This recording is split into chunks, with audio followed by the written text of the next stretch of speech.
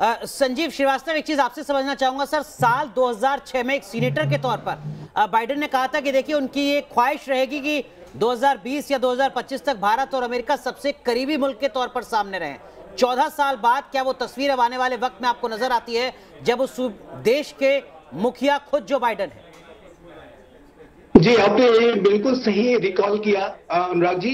राष्ट्रपति जो अब बिडेन जिस तरह की शपथ अब लेंगे, उसके बाद से ऐसा लगता है कि उनका जो सपना है वो उनके हाथों से ही साकार होगा।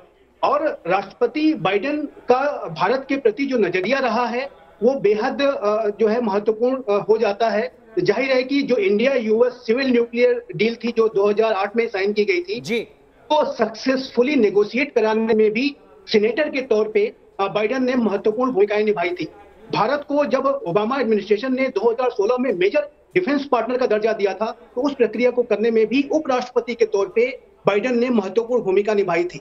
बाइडेन इस बात को जानते हैं कि भारत विश्व का सबसे बड़ा लोकतंत्र है और बाइडेन जो कि स्वयं में गहरे लोकतांत्रिक मूल्यों में विश्वास रखने वाले व्यक्ति हैं, डेमोक्रेटिक पार्टी के वो सदस्य हैं और जाहिर है कि वो भारत की महत्ता को समझते हैं।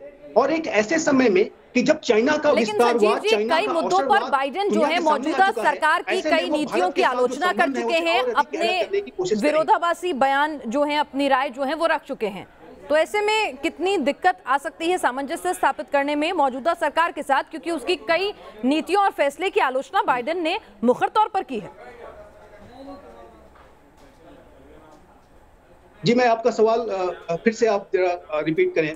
मैं कह रही हूं कि बाइडेन ने कई मौकों पर, जब वो प्रेसिडेंशियल इलेक्शन की रेस में थे, तो कई मौकों पर उन्होंने मुखर तौर पर मौजूदा भारतीय सरकार के फैसलों की आलोचना की, अपनी टिप्पणियां दी हैं। तो ऐसे में किस तरह के रिश्तों की उम्मीद रखें, क्योंकि ट्रंप और प्रधानमंत्री नरेंद्र मोदी में हमने एक पर्सनल केमिस्ट्री और बॉन्डिंग भी देखी। जी देखिए, जब कोई भी राष्ट्रपति अपने कैंपेन ट्रेल में होता है, कैंपेन मोड में होता है, जब वो सिर्फ एक कैंडिडेट होता है तो उस समय उसका जो अप्रोच होता है वो अपनी तमाम जो कॉन्स्टिट्यूएंसीज होती हैं उसको ध्यान में रखते हुए होता है।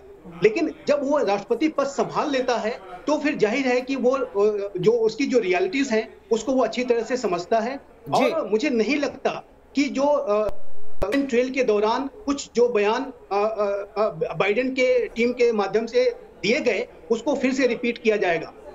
यदि किसी तरीके का ऐसा बयान या ऐसी नीतियां बाइडेन एडमिनिस्ट्रेशन की तरफ से उठाई जाती हैं जो कि भारत की भावनाओं को आहत करें या भारत और अमेरिका के रिश्तों को नकारात्मक तरीके से प्रभावित करें, तो वो मुझे लगता है कि न सिर्फ ये अमेरिका के हित में भी नहीं होगा और पूरी दुनिया के